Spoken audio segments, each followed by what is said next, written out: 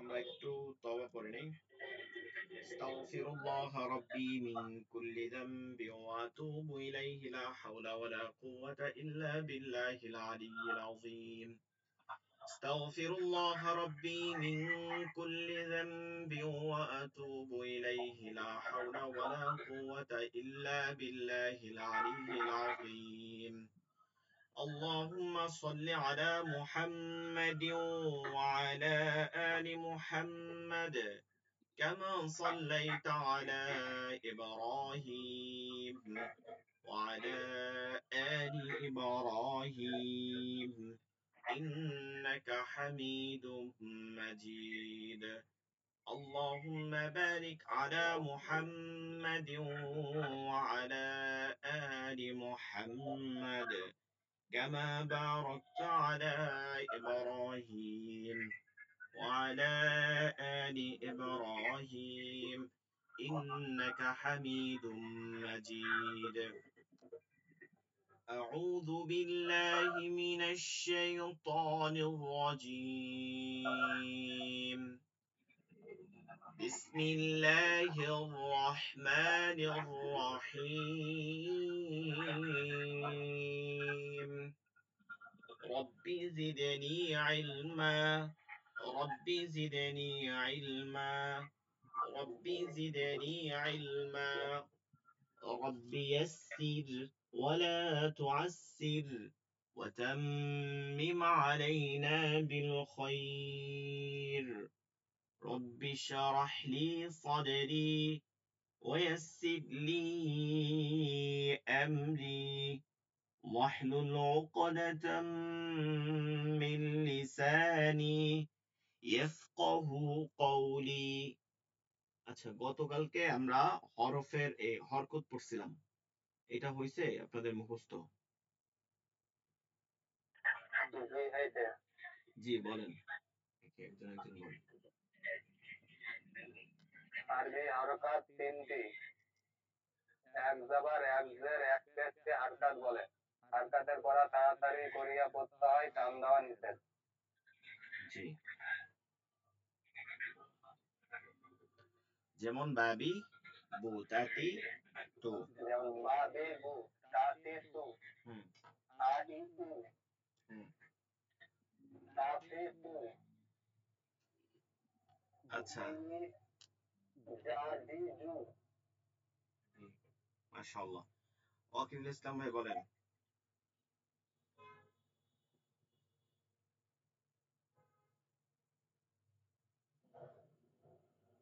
আরবি হরকত তিনটি, এক জবর এক জের এক পেশ কে হরকত বলে। হরকত উচ্চারণ তাড়াতাড়ি করিয়া পড়িতে হয়। মনে রাখতে হবে বাংলা ভাষায় আকারের উচ্চারণ হচ্ছে জবর। হ্যাঁ, বাংলা ভাষায় আকারের উচ্চারণ হচ্ছে জবর। আর এটা মুখস্থ করতে হবে না, শুধু ওই লাইনটুকু, এই দুইটা লাইন কালকে আমি করে দিছিলাম। এটা হচ্ছে ইম্পর্টেন্ট। এটা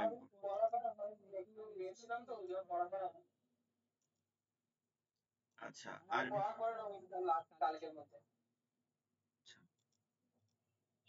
পড়ে ফেলাইয়েন। আসলে মানে আমি শুধু পড়াইলে তো হবে না, আপনাদেরকে পড়তে হবে। ঠিক আছে, পড়াইলে শুধু হবে না, আপনাদেরকে পড়তে হবে, এইটা হলো মূল কথা। তো আরবি হরকত কত? সর্বমোট তিনটি, জবর জের পেশ। তাহলে আমরা হরকত মানে কি? হরকত মানে হচ্ছে কার চিহ্ন। হরকত মানে হচ্ছে কি? কার চিহ্ন। কার চিহ্ন আরবি বাংলায় যে কার আছে, সেই কার চিহ্ন আমাদেরকে মনে রাখতে হবে। কার চিহ্ন, এই কার চিহ্ন হচ্ছে তিনটা, জবর জের পেশ। জবর মানে কি? আকার। জবর মানে সবগুলোকে কি করতে হবে? আকার দিয়ে পড়তে হবে, সবগুলো আকার। জের মানে হচ্ছে রস্যিকার। জের মানে কি? রস্যিকার। আর পেশ মানে হচ্ছে রস্যকার। পেশ মানে রস্যকার। রস্যকারের উচ্চারণ করে তারপরে বাকিগুলো পড়তে হবে। এখন আমরা চলেন প্র্যাকটিস করব। এখন এখানে একটা কথা আছে, আমরা যে হরফগুলো মোটা করছিলাম, মনে আছে? মোটা, মোটা হরফ কয়টা? 7টি। মোটা হরফ 7টি। صاد ضاد طاء ظاء খ গাইন কফ। صاد ضاد طاء ظاء খ গাইন কফ। এগুলো সহ আরেকটা হরফ আছে যেটা জবর এবং পেশ হইলে মোটা হয়, সেটা হচ্ছে র। এই 8 হরফ صاد ضاد طاء ظاء খ গাইন কফ আর হচ্ছে র। এই 8 হরফকে কিন্তু আকার হইলে আকার হয় না, এইটা এরকম মোটা করে পড়তে হয়। মানে যেমন জিম, জিম জবর হয় কি যা, জিম জবর জয় আকারে যা, কিন্তু খ জবর খা হয় না, খ জবর কি হবে? খই হবে, কারণ এটা মোটা। খ জবর খ। এরকম কফ জবর কা হয় না, কফ জবর কই হয়, যেটার হরফ উচ্চারণ আছে এটা কই হবে। এরকম যেটা আছে গইন, আপনার 7টা যেটা ধরবো গইন, তারপরে সদ, সদ জবর স, দদ জবর দ, তদ জবর ত, জ জবর র, এই 7টা। আর র জবর রা হবে না, র জবর র। এই টোটাল 8টা হবে কি মোটা, এই 8টা হবে মোটা। রটাও কিন্তু মোটা হয়, র হরফও মোটা হয়। কখন হয়? র মোটা আর পাতলার একটা নিয়ম আছে, ঠিক আছে? র মোটা এবং পাতলার একটা নিয়ম আছে, যেটাকে রপুর এবং বারিক বলে। রপুর এবং বারিক বলে, রপুর এবং বারিক বলে। আমরা আবার বুঝি, রপুর এবং বারিক বলে। পুর মানে হচ্ছে কি মোটা, পুর মানে মোটা। পুর এটা হচ্ছে পে থেকে, এটা এটা উর্দু শব্দ। পুর, পুর হচ্ছে মোটা, আর বারিক অর্থ হচ্ছে চিকন, মানে উচ্চারণটা চিকন হয়। এটা র এর ক্ষেত্রে ব্যবহৃত হয়, র এর ক্ষেত্রে। তো র এ জবর এবং পেশ হইলে এটা পুর হয়, মোটা হয়। এখন দেখেন জবর পেশ দিয়ে পড়বো যখন, তখন এটা পুর হবে। তার মানে ওই হরফুল ইস্তিআলার মতন বাকিগুলোর মতনই এটা উচ্চারিত হবে। তাহলে আমরা পাইলাম 8টা হরফে, কয়টা হরফে? 8টি হরফে। কখনোই আমরা যেন ওই আকার দিয়ে না পড়ি, ওইটা মোটা করে পড়তে হবে। আকার পড়তে হবে কিন্তু মোটা করে। আর রস্যিকার রস্যকারের ক্ষেত্রে কি হবে? সবগুলো একই রকম উচ্চারণ হবে, কিন্তু যেটা মোটা সেটা মোটা। ও যে হরফুল ইস্তিআলা যেগুলো মোটা আছে সেগুলো মোটা, বাকিগুলো চিকন চিকন থাকবে। এখন আমরা একটা একটা পড়ি। জবর মানে হচ্ছে আকারের উচ্চারণ, জবর মানে আকার। তাহলে এখন আপনারা বলেন, এই যে প্রথম হরফটা, এটা কি হরফ? এটা কি হরফ প্রথমটা? আমার সাউন্ড শোনা যাচ্ছে? সাউন্ড শুনতে কি আরো সমস্যা হইতেছে? জি বললেন, আজকে একটু সাউন্ডের সমস্যা হইতে, আজকে একটু নেটওয়ার্কের সমস্যা হইতে পারে, কারণ হচ্ছে আমাদের এদিকে তো পূজা চলে। আমরা বাংলাদেশ থাকলে আমাদের এলাকায় দেখা যায় 2 সাইডে 2টা মন্দির আছে, তো পূজা চলতেছে, তো অনেক পরিমাণে হইতে পারে। জি, হ্যাঁ হ্যাঁ, একটু হবে। আজকে যেহেতু শেষের দিন, রাস্তা এখন পুরাই, আজকে আমি বের হবো করে এক জায়গায়, তাও বের হই নাই, কারণ মানে এত পরিমাণে থাকে, সবাই ঘুরে তো আজকে ওই দিন, তারা ঘুরে সবাই। তো যাই হোক, এখন আপনি একটা জিনিস খেয়াল করেন, প্রথমটা যেটা আমি বলতে চাইছি, এখন আপনি দেখেন এইটাকে আমরা আলিফ বলি, তাই না? এটা আলিফ, এটার নাম কিন্তু কি, এটার নাম হচ্ছে আলিফ। এটা আলিফ, এটা সত্যি, এটার জাতি নাম হচ্ছে আলিফ, এটা ঠিক আছে, এটা হচ্ছে আলিফ, এইটাই কি ঠিক আছে, এটাই ঠিক আছে, এটা আলিফ। আর এই যে শেষে যেটা আছে, এটা হচ্ছে ছোট যেটা আছে, এটা কি হামজা, এটা কি হামজা, হামজা, হামজা। আচ্ছা, এই একটা দেখেন, এটা হচ্ছে আলিফ, এটা হচ্ছে হামজা, এটা হচ্ছে হামজা, দুইটার কি নাম ভিন্নতা আছে, নাম ভিন্নতা আছে না? এটা আলিফ, এটা হামজা। এরপরে এইটার উচ্চারণটা কি হয়? আলিফ, আলিফের উচ্চারণ একটা স্থান আছে, সেটা হচ্ছে আলিফের উচ্চারণ কি মুখের খালি জায়গা থেকে, মুখের খালি জায়গা থেকে, মুখের খালি জায়গা থেকে। আর হামজা হচ্ছে হলকের শুরু থেকে, হলকের শুরু থেকে। এরপরে আলিফের, আলিফের আলিফকে কখনো হরকত গ্রহণ করে না। এই যে আমরা এখন হরকত পড়বো, এর জন্য আমি এই কথাটা বলতেছি। আলিফ কখনোই হরকত গ্রহণ করে না, মানে হরকত জবর জের পেশ হয় না, মোট কথা হয় না, গ্রহণ করে না মানে কি হয় না। এখন আপনি বলতে পারেন তাহলে আলিফে জবর হইলো কেমনে? আলিফে জবর হইলো কেমনে, জের হইলো কেমনে, পেশ হইলো কেমনে? আপনি তো বলতেছেন হরকত গ্রহণ করে না। আলিফ কখনোই হরকত গ্রহণ করে না, করতে পারেও না। এখন যেটা আমরা দেখতেছি এইটা হামজা, এটা কি হামজা। এখন এইটা হামজা কেন হইলো? আমরা তো হামজা এখানে পাইতেছি, এটা কেন হইছে? সেটা হচ্ছে আরবিতে যখন আমরা কোনো শব্দ লিখি, আরবিতে যখন কোনো শব্দ লিখি সেই শব্দের শুরুতে যে হামজাটা হয়, এই যেমন আল হামদু লিখবো, এই হামদুর যে প্রথম যেটা হবে, প্রথম যেটা, এই হামজাটা এরকমই ছিল, কিন্তু এটা এরকম লিখলে দেখতে ভালো লাগে না। আরবি ভাষাভাষী যারা লেখে তারা এটা ভালো লাগে না দেখে এটা আলিফ আকারে লেখে। কোন আকারে? আলিফ আকারে লেখে।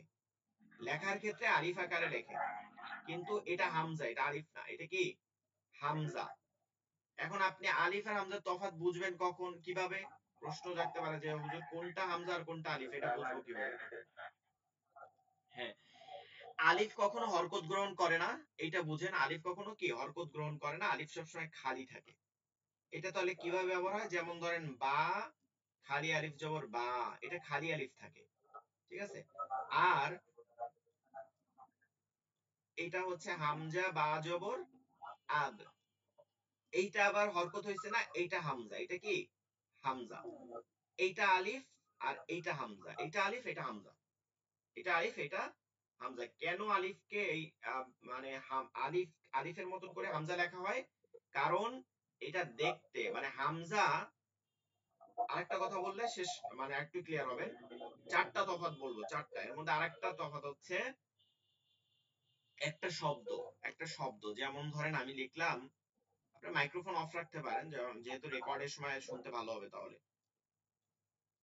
কলম, কলম, ঠিক আছে, কলম। এই যে কলম একটা শব্দ লিখছি না, কলম, এটা কিন্তু আরবিতেও লেখা যায়। এই আরবির, এটা আরবি থেকে আসছে। আপনারা তো শব্দ পড়ছেন, শব্দ 5 প্রকার না?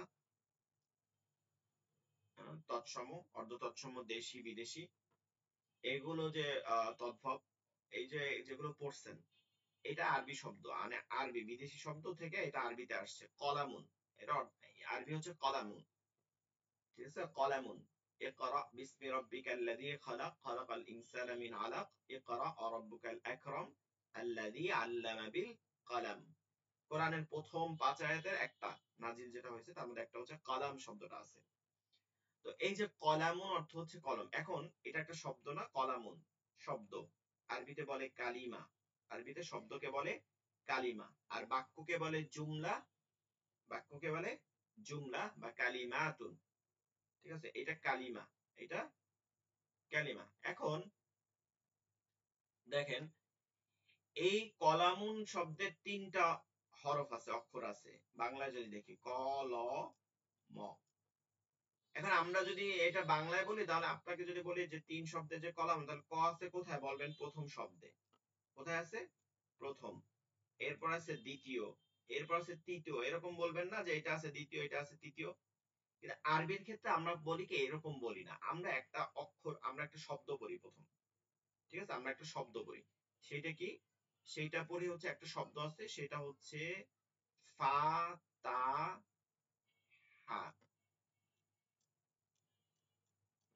ফা তা হা, না সরি, এটা না, এটা না, ভুলে লেখা হয়েছে। ফাতাহাও হয় অবশ্য, ফাতাহান, ফাতাহা ইয়াফতাহু,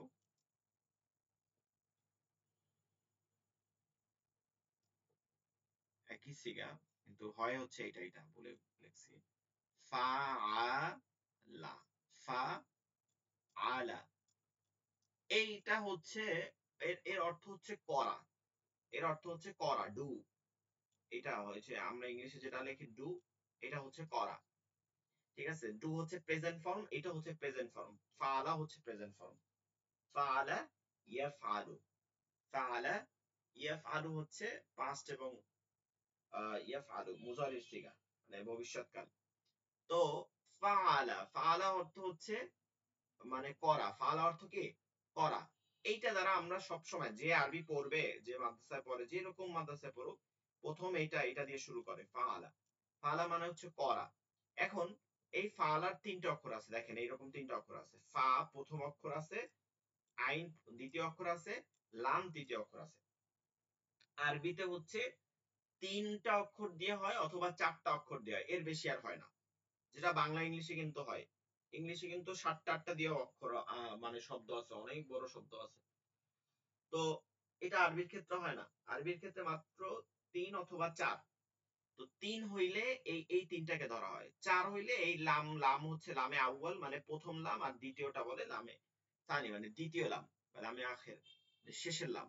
তো যাই আপনি এটা শিখবেন যে 3 অক্ষর বিশিষ্ট ফাআলা। তাহলে আমরা যদি ফাআলার জায়গায় ধরি কলাম, তাহলে কফ হচ্ছে প্রথম, লাম হচ্ছে মাঝখানে, মিম হচ্ছে, লাম হচ্ছে দ্বিতীয়, মিম হচ্ছে শেষে।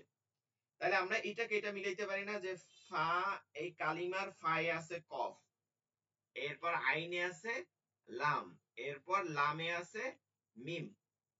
তাহলে আমরা এইভাবে হিসাব করতে পারি যে কালিমা, কালিমা অর্থ শব্দ, কালিমার ফা কালিমায়, ফা কালিমায়, ফা কালিমায় মানে ফায়ের শব্দে কি আছে, কফ আছে, এবং আইন কালেমা মানে আইনের স্থানে লাম আছে, এবং মিমের স্থানে, লামের স্থানে মিম আছে। এভাবে আমরা 3টা অক্ষর হিসাব করতে পারি না, মানে আরবিতে 1 2 3 হিসাব করে না। আরবিতে বলে কি যে কালিমার ফায়ে আছে, আইনে আছে, লামে আছে, অর্থাৎ ফা কালেমা, আইন কালেমা, লাম কালেমা। ফা কালেমা মানে হচ্ছে কালিমার ফা অক্ষরটা যেখানে থাকে প্রথম অক্ষর, লাম কালেমা মাঝের অক্ষর, আইন মিম কালেমা শেষের অক্ষর। তো এভাবেই আরবি শব্দগুলো যখন হয়, আরবি শব্দগুলো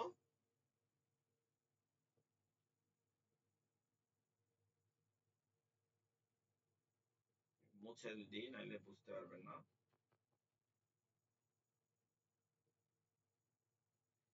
এভাবেই যখন আরবি শব্দগুলো হয় তখন এই 3টা দিয়ে পড়তে হয়। যেমন ধরেন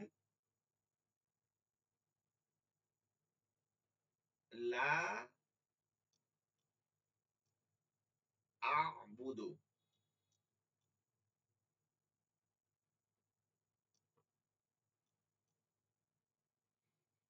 এইখানে লা, লাম খালি আলিফ জবর লা, এই লামটা আছে ফা কালেমায়, আর আলিফটা আছে হচ্ছে আইন কালেমায়। যদিও এইটা লাম কালেমা নাই, এখানে লাম কালিমা নাই, কারণ লা অর্থ হচ্ছে না, এইটা দিয়ে শেষ হয়ে যায় শব্দটা।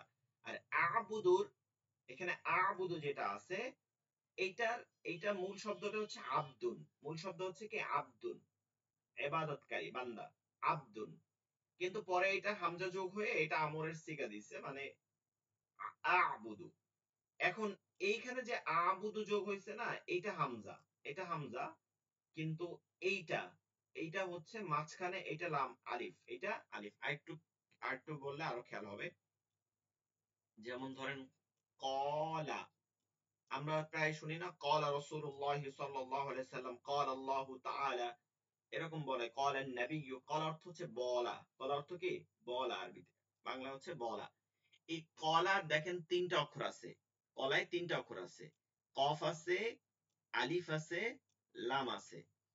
তো কালিমা এখন, এখন ওই যে ফাআলা ধরতে পারি, ফাআলায় ফা কালিমা মানে কফে আছে, লাম কালিমায় এ আলিফ আছে, আর আইন, আইন কালিমা আলিফ আছে, লাম কালিমায় লাম আছে ফাআলা হিসাবে। তো এই যে মাঝখানে, মাঝখানে আলিফ আসছে, মাঝখানে কি আলিফ আসছে, মাঝখানে আলিফ আসছে। এই যেমন যা, আরো আরেকটা দেখেন যা আ, এই যে জিন খালি আর জবর যা, এটা আছে ফা কালেমা, এটা আছে আইন কালেমা, এটা হচ্ছে লাম কালেমা। এখন এই যে এটাও মাঝখানে আছে, আলিফটা মাঝখানে আছে। তো আলিফ কখনো শব্দের শুরুতে হইতে পারে না, শব্দের শুরুতে হইতে পারে না। যেমন আরেকটা যদি উদাহরণ দেখি, আ কালা, আকালা, ঠিক আছে, আকালা। এখানে দেখি আমরা প্রথমে আলিফ দেখতেছি, কিন্তু এটা আলিফ না, এটা হামজা। এই হামজাটাকে আলিফ রূপে লেখে। হামজা, হামজা যে গোল হামজা আছে, এইটা, এইটা একটা শব্দের 3ও স্থানে হইতে পারে, মানে শুরুতে হইতে পারে, মাঝে হইতে পারে, শেষে হইতে পারে। কিন্তু আলিফ কখনোই শুরুতে হইতে পারে না, আলিফ শুধু মাঝে আর শেষে হয়। কেন মাঝে শেষে হয়? কারণ হচ্ছে আলিফ হরকত গ্রহণ করতে পারে না, সে তো মাদ হিসেবে আসতে পারে। কোন একটা হরফ আগে আসতে হবে, তারপরে সে ব্যবহৃত হয়। এখন প্রথম যে হামজাটা আছে, প্রথম যে আলিফটা দেখতেছি, তাহলে এইটা কি? এই যে হরকত, এটা কি? এটা হামজা। এটা কি? হামজা। এটা হামজা। এখন এটা কেন লেখা হয় না? এই যে আকালা এরকম আলিফ দিয়ে কেন লেখছে?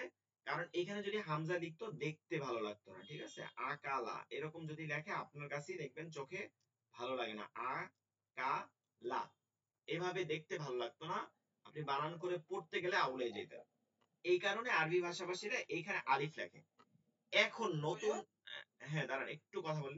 নতুন প্রিন্ট, নতুন যে প্রিন্ট আসছে, দেখবেন ওইখানে কিছু কিছু আলিফের উপরে এইরকম হামজা দেয়া থাকে।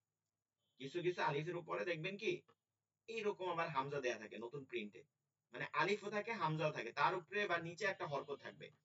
এখন এটা ক্লিয়ার বুঝাই দেয় কম্পিউটার প্রিন্টে। এখন এটা আসে যে আলিফটা আপনি মাঝখানে বা শেষে ব্যবহার করবেন ওইটার উপরে দেখবেন কোনো হামজা নাই, কিন্তু যে আলিফটা আপনি শুরুতে ব্যবহার করবেন ওইটার উপরে একটা হামজা দেয়া আছে। তার মানে এই আলিফটা যে হামজা, এটা আরো ক্লিয়ার করা করা হয়েছে, ঠিক আছে? জি বলেন। তাহলে আমরা সূরা বাকারা যে শুরু করি ওটা তো আলিফ লাম মিম দিয়ে শুরু করি।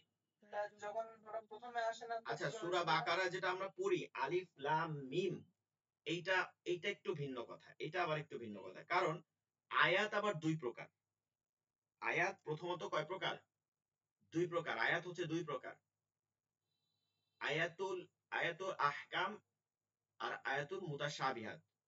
ঠিক আছে? যে আয়াতগুলো সরাসরি, আয়াতুল মুহকামাত যে আয়াতগুলো সরাসরি স্পষ্ট আকারে বোঝা যায়, বিশ্লেষণ করা যায়, সেটা হচ্ছে আয়াতুল মুহকামাত। যেমন আলহামদুলিল্লাহি রাব্বিল আলামিন আর রহমানির রহিম এগুলো। আর আয়াতুল মুতাশাবিহাত যেগুলো বিশ্লেষণ সাপেক্ষে, এইটা আবার দুই প্রকার। এইটা আবার দুই প্রকার। একটা হচ্ছে হুরুফুল মুকাত্তাআত, এই যে আমরা যেটা পড়বো, এই যে আপনি যেটা প্রশ্ন করছেন আলিফ লাম মিম, এগুলো কিছু অক্ষর বিশিষ্ট আয়াত। অক্ষর, হুরুফুল, কতগুলো হরুফ, মুকাত্তাআত যেগুলোর ব্যাখ্যা করা যায় না, বিশ্লেষণ করা যায় না, যেগুলোর কোনো অর্থ আমরা দুনিয়ার কেউ জানি না, এগুলো কোরআনের একটা বিশেষত্ব দেয়। সেগুলো হচ্ছে হরুফুল মুকাত্তাত। এরকম 29টা সূরা শুরুতে আছে, ঠিক আছে? 29টা সূরা শুরুতে এইগুলো হচ্ছে আলিফ লাম মিম। এগুলো আলিফে কখনো হরকত দেখবেন না। দেখেন ওইখানে আলিফে কোনো জবর জের পেশ কিচ্ছু নাই, লামেও নাই, মিমেও নাই, শুধু দেয়া আলিফ লাম মিম। এবং এগুলোর কোনো অর্থ নাই, এগুলো একক আয়াত, এগুলোর কোনো বিশ্লেষণ করা যাবে না, এটা আল্লাহর কাছে সংরক্ষিত। এটার মানে কি এটা আল্লাহ জানে, ঠিক আছে? তো ওই ক্ষেত্রে তাসবিহ, কোনো তাসবিহ ওটার সাথে যায় না, এটা আমরা মনে রাখবো। এরকম যেমন আলিফ লাম মিম ত সিন ইয়াসিন কফ, তারপর নুন আইন সিন কফ হা মিম, ঠিক আছে? আলিফ লাম র। আমি বুঝতে পারছেন এটা? আমি যেটা বলতে এই বুঝছি, এটা হচ্ছে হরুফুল মুকাত্তাত। এইটার সাথে ওই আলিফ লাম মিম না, এইটার সাথে না, ঠিক আছে? বাকি সব আয়াতের সাথে। হরুফুল মুকাত্তাত নিয়ে পড়ায় না কোনো, মানে কেউ কেউ যদিও তাফসীর করছে, এটা নিজেদের ব্যাখ্যা।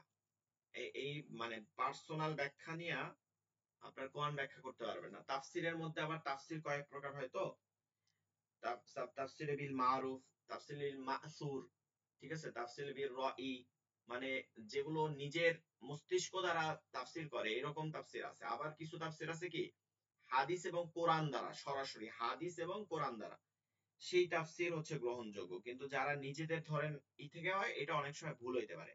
তো ওই আলিফ লাম মিমের ব্যাখ্যা অনেক রকম দেওয়া হয়েছে, ওই ব্যাখ্যা নেওয়া যাবে না, কারণ এটা আল্লাহ রাসূল সাল্লাল্লাহু আলাইহি ওয়াসাল্লাম বলছেন যে আমি আমাকেই জানাই দেওয়া হয় নাই। আলিফ লাম মিমের অর্থ কি এটা আমাকেই জানাই দেওয়া হয় নাই। তো আমরা তাহলে কি বুঝলাম? যে আমরা যদি দেখি আলহামদু, এরকম দেখি আল হামদু, তাহলে এইটা কি? এটা আলিফ না, এটা কি না? এটা আলিফ না, এটা কি হামজা? এটা কি হামজা?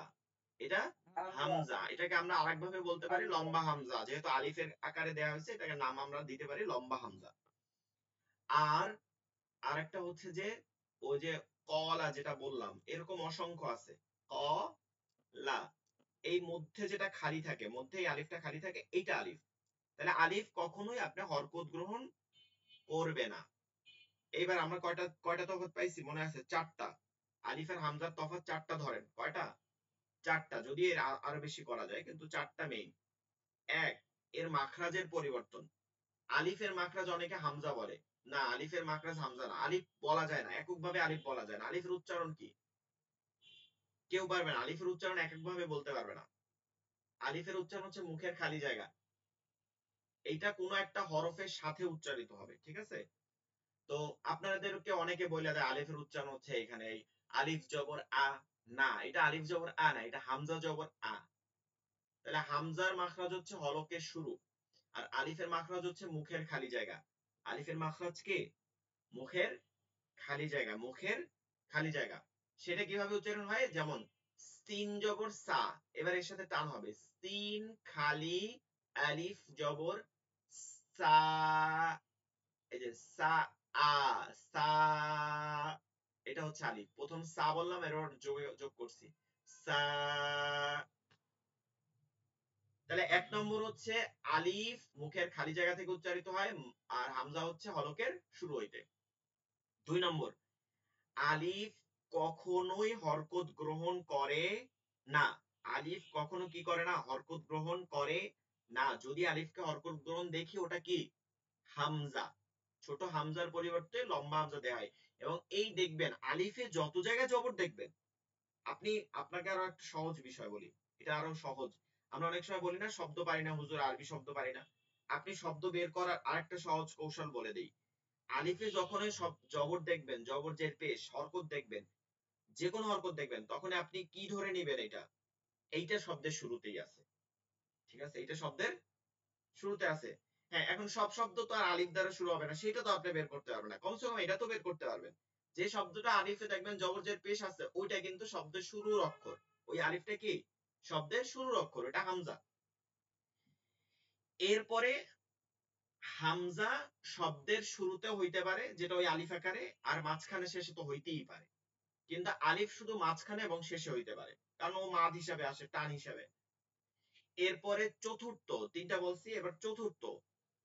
ও তিনটা মানে আপনাদের আবার বলি। এক নম্বর, মাখরাজের মাখরাজ হচ্ছে এখান থেকে হামজা, আলিফ হচ্ছে মুখের খালি জায়গা। দুই নাম্বার, আলিফ হরকত গ্রহণ করতে পারে না, আর হামজা হরকত গ্রহণ করতে পারে। তিন নাম্বার যেটা, সেটা হচ্ছে আলিফ শব্দের শুরুতে আসতে পারে না, বাকি দুই জায়গায় আসতে পারে, আর হামজা শব্দের শুরু মাঝখান শেষ তিনও জায়গায় আসতে পারে।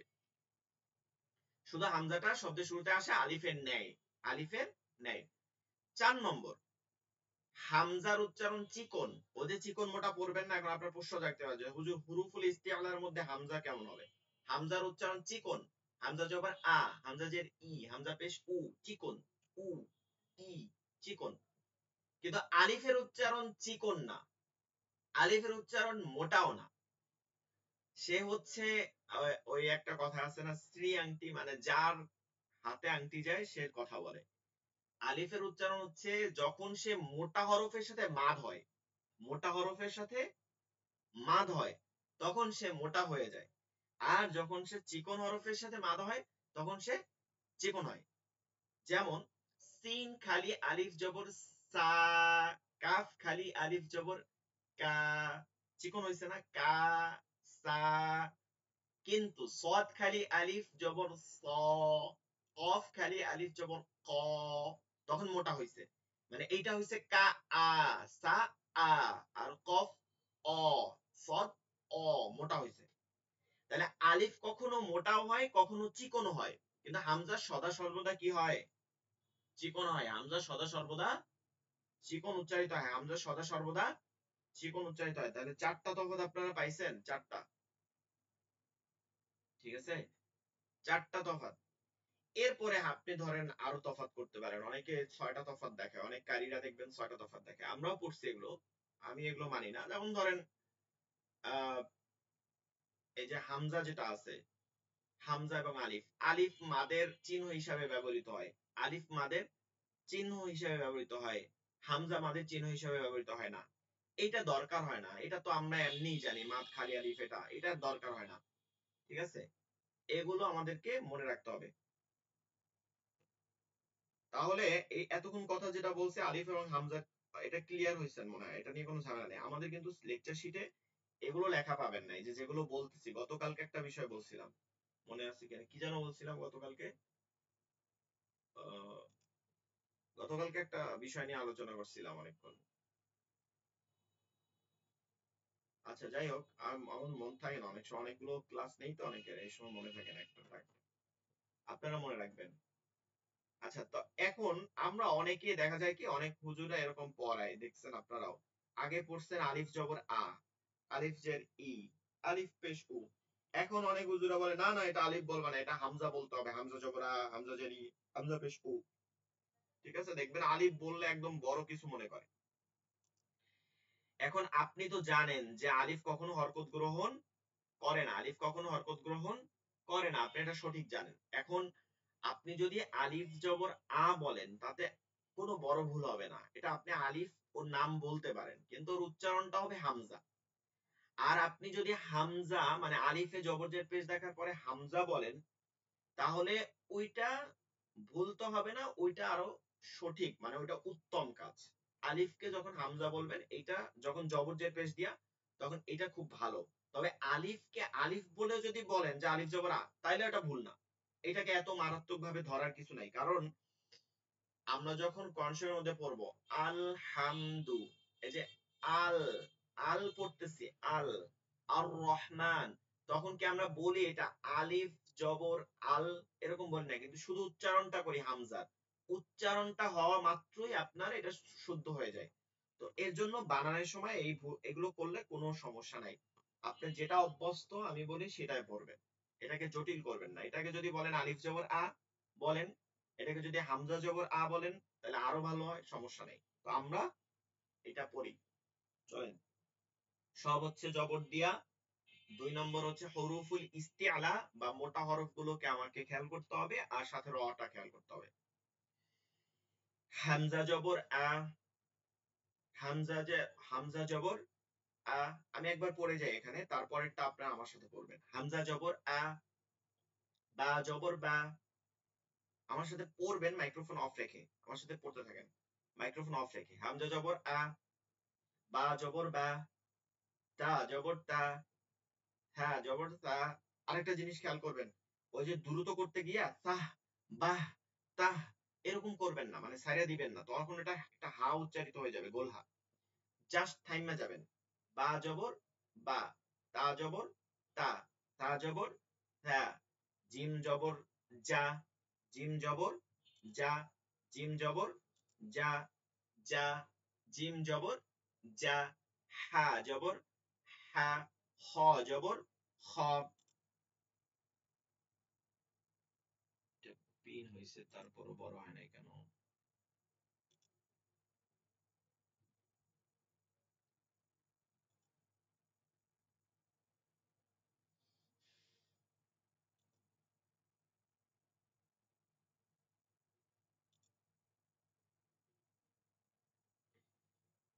আচ্ছা, জিম জবর খেয়াল করবেন, জিম জবর যা, এবার মূল উচ্চারণটা পাবো, জিম জবর যা, হা জবর হা হা, খ জবর খ, ডাল জবর দা, লাল জবর লা, র জবর র, ঝা জবর যা, সিন জবর সা, শিন জবর শা, সদ জবর স, স মোটা কিন্তু স, দ জবর দ, ত জবর ত, ল জবর ল, আইন জবর আ, গাইন জবর গা, ফা জবর ফা, কফ জবর অ, অ, কাফ জবর খা, লাম জবর লা, মিম জবর মা, নুন জবর না, ওয়াও জবর ওয়া, হা জবর হা হা হা হা, হামজা জবর আ, ইয়া জবর ইয়া, ইয়া জবর ইয়া, ইয়া জবর ইয়া। এবার জেড দিয়ে সবগুলো চিকন হবে, শুধু মোটাগুলো মোটা হবে, বাকি সব রস্বীকার। ঠিক আছে, হামজাজের ই, বাজের বি, তাজের তি, থাজের সি, থাজের সি, জিমজের জি, হাজের হি, ঠিক আছে হি, হজের হি, এই যে মোটা, হি হি হি, খি বলি নাই কিন্তু, হি হি হি, খি না কিন্তু, হি মোটা। দালজের দি, রালজের রি, রিব্বাদিয়া রি, রি রি, রজের রি, জাজের জি, সিনজের সি, সিনজের শি শি, সজের সুই মোটা, সুই সুই, দজের দুই, দজের দুই, গজের উই, আইনজের রি, চাপ দিয়া রি রি রি, অরেঞ্জের রি, রি, গি না কিন্তু, রি রি রি, তালুতে ঘষতে হবে রি। ফাজের ফি, অফজের ই, কাফজের কি, লামজের লি, মিমজের মি, নুনজের নি, নুনজের নি। এইবার জটিল উচ্চারণ দেখবেন, ওয়াউজের উই, ওয়াউজের প্রথমে এখান থেকে শুরু হবে উ, বি, উই, দুই ঠোঁট থেকে উই, ঠোঁট গোল করে উই। ডাব্লু ই কি হয়, উই, এটাকে গোল করে উই, উই, ঠিক আছে, উই। ওয়াও জবর ওয়া, আর ওয়াও এর উচ্চারণ কি, ওয়াও, ওয়াও, শেষে একটা ওয়াও ফালাই দিতে হবে, ওয়া, ওয়াওজের উই, উই।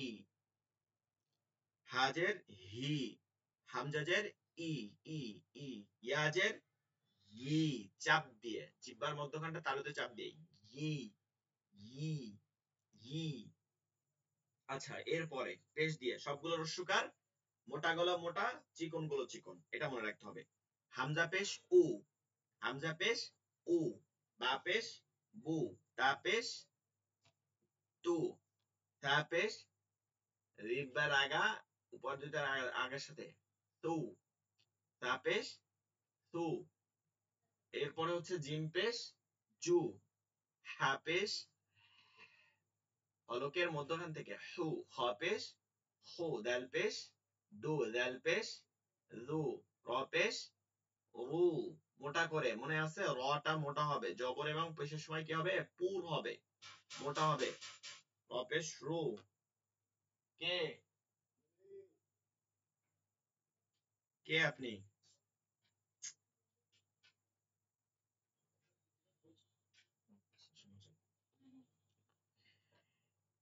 এরপরে রপেশ অরু, রু, রপেশ রু, রু মোটা হবে, ঠিক আছে, পুর করতে হবে, মনে রাখবেন এটা।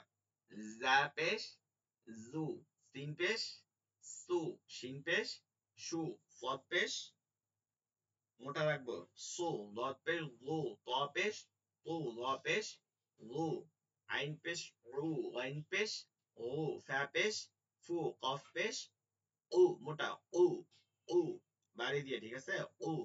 কাফ পেশ কু, লাম পেশ লু, মিম পেশ মু, নুন পেশ নু, ওয়াও পেশ ভু, এটা আমরা মনে রাখবো, ওয়াও পেশ ভু, ওয়াও পেশ ভু, ভু, ঠোঁট গোল করে ভু, ওয়াও পেশ ভু, ভু। এইটা রাখেন ভালো করে, দুই ঠোঁটের ভিজা জায়গা থেকে চিকন হয়ে হয় বু, বাংলা যে বর্ষকারে বু। এইবার এই বু বলবো, এটা এটা টেকনিক, আপনি উ বলে অনেকে উ, উ দিয়ে কখনো বু হবে না, উ হয় এখান থেকে, পলকের শুরু থেকে হামজা পেশ উ, এটা ঠোঁট গোল করে উ, উ, উই বের হবে, কিন্তু দুই ঠোঁটের ভিজা জায়গা থেকে একই মাখরাজ, এখান থেকে হয় বু, বু, বু, বয়ের সুকারে বু, এইখান থেকে ঠোঁট গোল করতে হবে হু, বু বলবো ঠোঁট গোল করে, তাইলে হু হয়ে যাবে, ওয়াও পেশ হু, ওয়াও পেশ হু, হা পেশ হু, হামজা পেশ উ, ইয়া পেশ ইউ। দুইটা হরফ ভালো করে খেয়াল করবে, এক, ওয়াও জবর ওয়া, ওয়াও জের উই, ওয়াও পেশ হু, আর ইয়া জবর ইয়া, ইয়া জের ই, ইয়া পেশ ইউ, ইয়া পেশ ইউ। এইবার মাইক্রোফোন অন রাখেন, এবার আমার সাথে পড়েন, তিনটা হরফ একসাথে বলবো, ঠিক আছে, জবর জের পেশ দিয়ে। আশা করি উচ্চারণ বুঝতে পারছেন, এখন আর সমস্যা নাই। এবার আমার সাথে পড়েন, আমি পড়বো প্রথম তারপরে। হামজা জবর আ, হামজা জের ই, হামজা পেশ উ।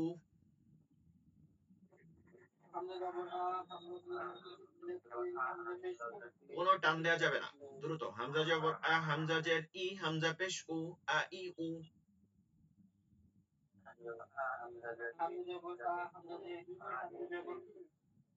আ ই উ। ঠিক আছে? বা জবর বা, বাজের বু, বা জবর বা, বাজের বি, বা পেশ বু, বাবি বু।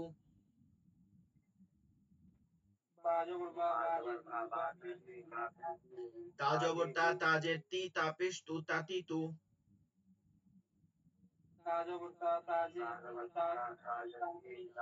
হ্যাঁ জবর থা, থা থা থা, থা জবর থা, তাদের সি, তা পেশ তু, সা সি সু।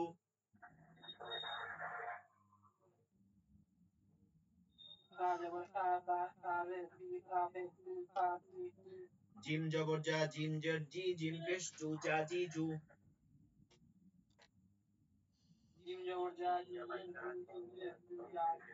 জিব্বার মধ্যখান থেকে জা জি জু শক্ত করে, জা জি জু,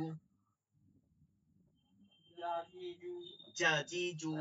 হ্যাঁ, এরপরে হলকের মধ্যখানে চাপ দিয়ে, ঠিক আছে? হা জবর হা, হাজের হি, হা পেশ হু, হা হি হু।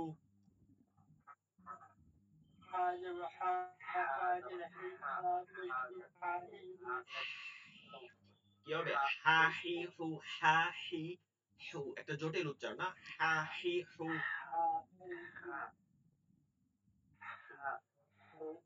হু। খ জবর খ, খজের খি, খ পেশ খু, খ হি খু।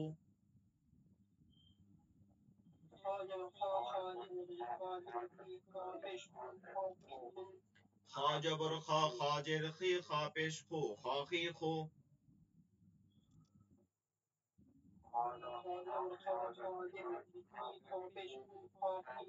দাল জবর দা, দাল জের দি, দাল পেশ দু, দাদি দু।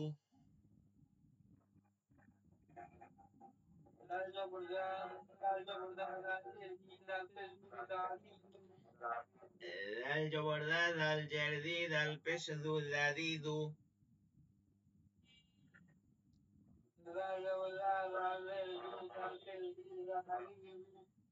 আচ্ছা, একসাথে বলবেন। র জবর র, র যে জি, র পেশ রু, র জি রু।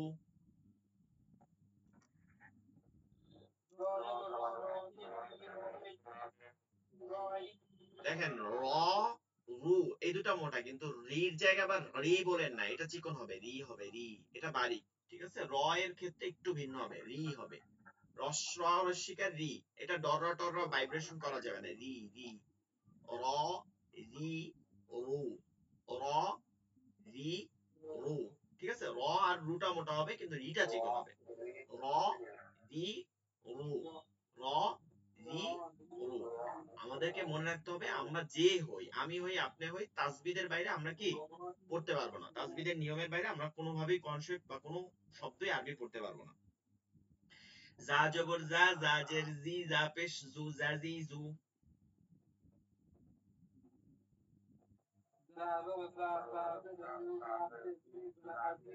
সিন জবর সা, সিন জের সি, সিন পেশ সু, সা সি সু।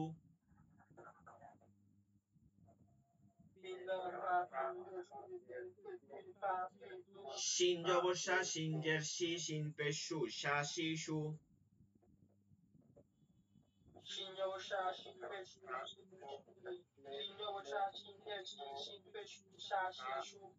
আব্দুর রহমান ভাই জোরে পড়েন, আপনার আওয়াজ শোনা যায় না। সদ জবর স, মোটা করে, ঠিক আছে? সদ জবর স, সদ জের সি, সদ পেশ সু, স সি সু।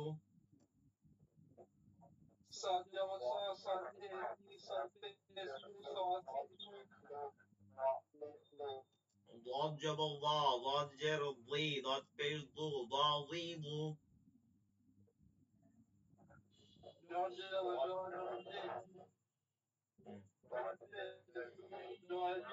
এখানে একটা জিনিস খেয়াল রাখবেন, আমরা অনেক সময় আমাদের অনেক এলাকায়, বা এখন আর আমাদের বাংলাদেশে নাই, এটা বাংলাদেশে দেখা যায় না, ইন্ডিয়াতে আছে কিনা আমার জানা নাই, আমরা শুনি অনেক সময়, যে অনেকে অলা জল ইন পড়ে, তাই না? অলা দলিনের জায়গায় জল ইন পড়ে। এটা কিন্তু মারাত্মকভাবে ভুল। মারাত্মকভাবে কি ভুল। এখন এটা কারণ কি জানেন? দোয়াদ কিন্তু আরো একটা ভাষায় আছে, আরো কিছু বেশ কিছু ভাষা আছে, উর্দুতে আছে, ফার্সিতে আছে দোয়াদ। সেটার উচ্চারণ কি জানেন? তারা বলে এটা কিন্তু দোয়াদ না, এটাকে বলে জোয়াদ। এটা কি কি বলে? জোয়াদ। এর জন্য আমরা কি বলি? রমজান। আমরা বাংলায় বলি কি? রমজান। এই রমজান কিন্তু আরবি শব্দ। এটা আরবিতে গেলে কি হবে? রমা দন। রমা দন। ওই রমদন আর রমাদনের কি আমরা দদকে জদ বলি ওই উর্দুতে। এর জন্য আমাদের বাংলায় ঢুকছে এটা রমজান, কিন্তু এটার উচ্চারণ কি? রমা দন, দদ দিয়া। মূল উচ্চারণ রমা দন, দদ দিয়া। তো এই অলা জোয়ালিন কখনো হবে না, অলা দলিনই হবে। দদটা হবে মোটা হবে এবং নরম হবে। দদি দু, দদি দু। জি হ্যাঁ। তু, ত জবর ত, ত জের তি, ত পেশ তু, তু।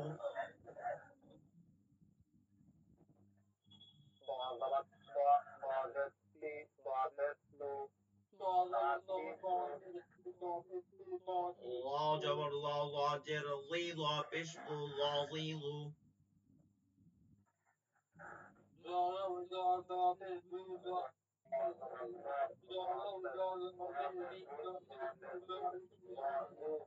আইন, আইন জবর আ, আইন জের ই, আইন পেশ রু, আ ই রু, আ ই রু।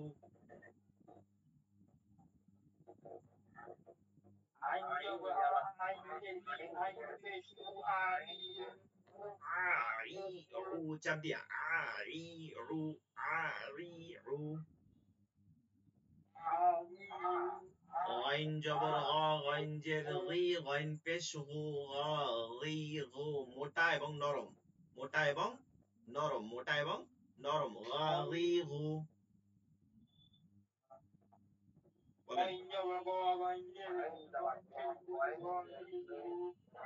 গি গু, গ গি গু, গি গু। ফা জবর ফা, ফা জের ফি, ফা পেশ ফু, ফা ফি ফু।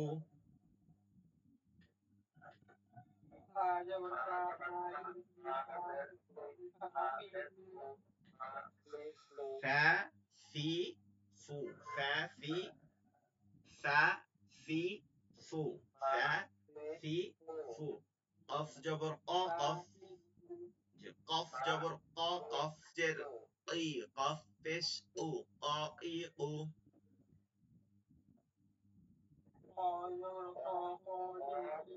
ক না, ক না, ক না, ওর নাম বলতে হবে কফ। কফ। ক জবর ক না, কফ জবর ক।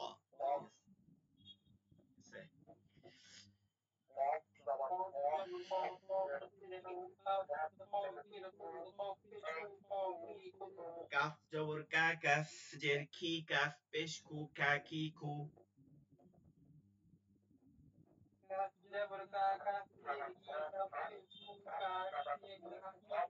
লাম জবর লা, লাম জের লি, লাম পেশ লু, লা লি লু।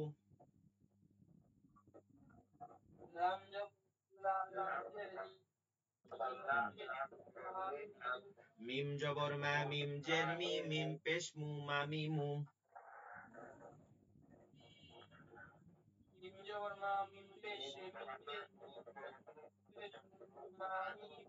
নুন জবর না, নুন জের নি, নুন পেশ নু, নানি নু।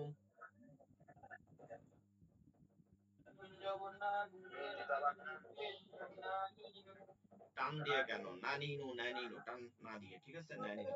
ওয়াও জবর ওয়া, ওয়াও জের উই, ওয়াও জের উই, ওয়াও পেশ উ, ওয়া উই উ।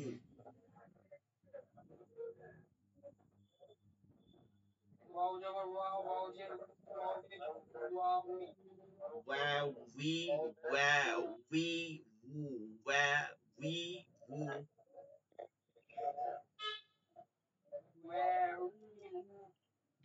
হা জবর হা, হা জের হি, কি গম্ভীর আওয়াজে হি, হা পেশ হু, হা হি হু।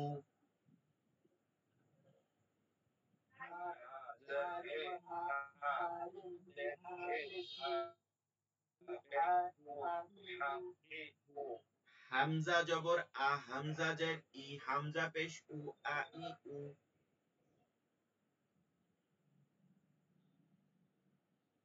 হামজা হামজা। জবর আ, হামজা জের ই, হামজা পেশ উ, হা পেশ উ। ইয়া জবর ইয়া, ইয়া জের ই, ইয়া পেশ ইউ, ইয়া ই ই ই ইউ, ইয়া ই ইউ। হ্যাঁ, বলেন চাপ দিয়া, ইয়া ইয়া, ই ইউ, ইয়া, ই, ই। হ্যাঁ ইউ। ইংলিশে যে ইউ আছে এটা চাপ দেয়, ইউ জিহ্বার মধ্যখানে তালুতে লাগাই, ইউ, ইয়া ই ইউ। ইয়া জবর ইয়া, ইয়া জের ই, ইয়া পেশ ইউ। ইয়া জবর ইয়া, ইয়া জের ই, ইয়া পেশ ইউ। ইউ। আচ্ছা, এইবার আপনাদের ঘরে পড়া তো ওইগুলো থাকবেই, এর সাথে এগুলো থাকবে, এগুলো আপনারা পড়বেন। এগুলো কি জানেন, আমরা ওই ওই যে একটা শীটের মধ্যে কি পড়ছিলাম, হরফের তফাৎ পড়ছিলাম না? এইবার এটা জবর জের দিয়ে তফাৎ। হ্যাঁ, তা জবর তা, ত জবর ত, তা ত, তি তি, তু উ। এবার জবর জের দিয়ে তফাৎটা পড়বেন, ঠিক আছে? আগামী ক্লাসে আপনাদের এইগুলো সব পড়া নিব এই লেকচার শীটটা দিয়ে। হরকত কাকে বলে, হরকতের বানান করে পড়বেন এবং ওইখানে তফাৎটাও পড়বেন, এরপরে যেটা সমস্যা হবে সেটা ঠিক করে দিবেন। ঠিক আছে? কোন সমস্যা আছে এটা নিয়ে? টাইম আছে, আচ্ছা। এটা নিয়ে মনে হয় আর কোনো সমস্যা নাই। আহ আমরা গতকালকে নামাজের ফরজ পড়ছিলাম, মনে আছে? নামাজের নামাজের 13 ফরজ, নামাজের 13 ফরজ, নামাজের 13 ফরজ মনে আছে? নামাজের বাহিরে এবং ভিতরে 13 ফরজ। নামাজের বাহিরের ফরজ গুলোকে শারতিয়া বলে, না শারতিয়াতুস সালাত। আর আরকানুস সালাত হচ্ছে নামাজের ভিতরের গুলোকে বলে। তো নামাজের বাইরে 7 ফরজ: শরীর পাক, কাপড় পাক, নামাজের জায়গা পাক, সতর ঢাকা, কেবলামুখী হওয়া, ওয়াক্ত মতো নামাজ পড়া, নামাজের নিয়ত করা। নামাজের ভিতরে 6 ফরজ: তাকবীরে তাহরিমা বলা, এখন মাইক্রোফোন অফ রাখতে পারেন যেহেতু কথা বলতেছি। তাকবীরে তাহরিমা বলা, রুকু করা, সিজদা করা, তাকবীরে তাহরিমা বলা, দাঁড়িয়ে নামাজ পড়া, রুকু করা, সিজদা করা, আখিরি বৈঠক, শেষ বৈঠক। আচ্ছা, এইবার আমরা প্রথম যেটা শরীর পাক, এইটা আমরা পড়বো। শরীর পাকের তিনটা বলছিলাম, মনে আছে? শরীর পাক তিন প্রকারের হয়, শরীর পাক তিন প্রকারের। এক নম্বর হচ্ছে যেটা রিজিক হালাল হইতে হবে। রিজিক কি? হালাল হইতে হবে। মাইক্রোফোন একটু অফ রাখতে পারি এখন আমরা, শব্দ আসে তো, মাইক্রোফোন অফ রাখতে পারি। মাইক্রোফোন অফ করে দেন, সমস্যা নেই। আচ্ছা, শরীর পাকের এক নম্বর হচ্ছে রিজিক হালাল হওয়া। রিজিক হালাল হওয়া, রিজিক হালাল হইতেই হবে, রিজিক হালাল হইতেই হবে। এখন রিজিক হালাল হইতে আমরা মনে করি যে আমরা একটু ভালো জব করি ব্যাংকে, অথবা আমরা ভালো কিছু একটু করতে গেলে তো করাই লাগবে এদিক থেকে। এদিক ওদিক করতে গেলে এরকম কোন চিন্তাধারা করা যাবে না যে হুজুর ভালো থাকতে একটু তো করাই লাগে। সাহাবীদের জীবন দেখেন, তারপর রাসূল সাল্লাল্লাহু আলাইহি সাল্লামের জীবন দেখেন। আপনি কয়দিন পেটে পাথর বাঁধছিলেন? রাসূল সাল্লাল্লাহু আলাইহি সাল্লাম কিন্তু পেটেও পাথর বাঁধছেন, তার মানে সে গরীব ছিল এরকম না। সে চাইলে ধনী হইতে পারে। আল্লাহ আল্লাহ তাআলা তাকে বলছিল যে হে রাসূল, আপনি বলেন আমি মক্কার পাহাড়গুলো আপনার জন্য স্বর্ণ করে দিই। কিন্তু আল্লাহ রাসূল সাল্লাল্লাহু আলাইহি সাল্লাম বলছিলেন যে আপনি আমাকে এই পরিমাণে অর্থ দেন, আমি এরকম হইতে চাই যে আমি এক বেলা খাবো, যে বেলা খেতে পারবো সেই বেলা আমি শুকরিয়া করবো, আর যে বেলা খেতে পারবো না সেই বেলা ধৈর্য ধারণ করবো। তার মানে দুইটাই ফায়দা হয়ে যাবে। তো আমরা একটু ভালো থাকবো এই ধরনের চিন্তা ভাবনা করা যাবে না। হালাল রিজিকের জন্য যদি আমাদের কষ্ট করতে হয় তাও আমাদের করতে হবে। নাম্বার 2, শরীর পাকের প্রথমত বড় কাজ হচ্ছে গোসল ফরজ হওয়া।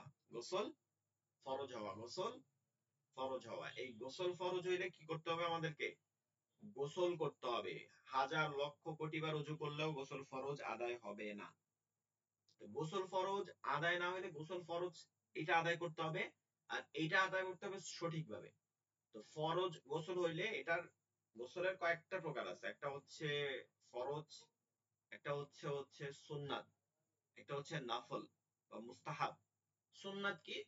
এই আপনার জুমার নামাজে গোসল করে যাওয়া, আল্লাহ রাসূল সাল্লাল্লাহু আলাইহি ওয়াসাল্লাম একটা সুন্নাত ছিল। তো ঈদের নামাজে গোসল করে যাওয়া, এটা আল্লাহ রাসূলের একটা সুন্নাত ছিল। আর নফল গোসল হচ্ছে যে ধরেন বিভিন্ন ওকেশনে আমরা যেমন সবে কদর, সবে বরাতে রাতে গোসল করি, এগুলো নফল, এগুলো করার জরুরত না। আরেকটা হচ্ছে জায়েজ গোসল বা যে কোনো সময় আমরা গোসল করতে পারি। এই যে গোসলগুলো করি এর মধ্যে এক নম্বর হচ্ছে ফরজ গোসল, যেটা আমাদেরকে করতে নিয়ম পালন করতেই হবে। বাকি গোসলগুলো এই নিয়মে করা উচিত, কিন্তু না করলে সমস্যা হয় না, কিন্তু ফরজ গোসল করতে হবে। তো ফরজ গোসলের প্রথমত তিনটা ফরজ। এক নম্বর হচ্ছে কুলি করা, দুই নম্বর হচ্ছে নাকি পানি দেওয়া, তিন নম্বর হচ্ছে সমস্ত শরীর ধৌত করা। মনে রাখবা, এক নম্বর কুলি করা, এইটার নিয়ম হচ্ছে গড়গড়ার সহিত কুলি করা উত্তম, তবে কুলি করা ফরজ। গড়গড়ার সহিত কুলি করতে হবে, এইটা সুন্নাত, কিন্তু এইটা ফরজ না, এটা সুন্নাত। কুলি ভালো করে করাটা ফরজ, মনে রাখবেন।